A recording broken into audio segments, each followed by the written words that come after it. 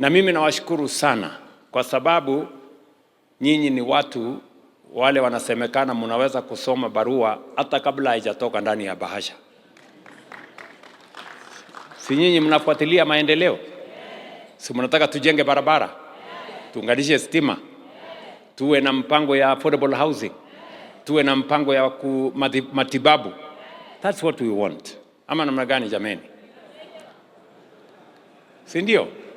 Kila mtu, hata Biblia inasema kila mtu atabeba mzigo yake. Nyinyi kama watu wa hapa Murang'a, si kila kiongozi anapimwa na ile kazi amefanya? Kuna mtu anapimiwa matusi, kuna mtu anapimiwa mambo ya ukabila, kuna mtu anapimiwa mambo ya chuki. Kila mtu apimiwe na ile kazi amefanya. Kama umejenga kanisa, kama umejenga barabara, umeunganisha stima, umepanga mambo ya kilimo, umesomesha watoto wetu, umepanga mambo ya afya, hapo kila mtu ndio atafanya nini? Atapimiwa na kazi yake.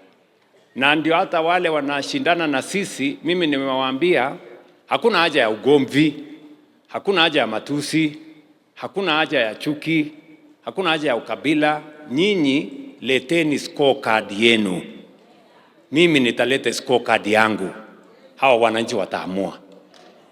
Si ni kweli? Yes. Yule amejenga barabara akuje na barabara ile amejenga, mimi nitakuja na ile nimefanya. Shule waamue walete ile shule wamepanga, mimi nitakuja na yangu. That's how we are going to move the country forward.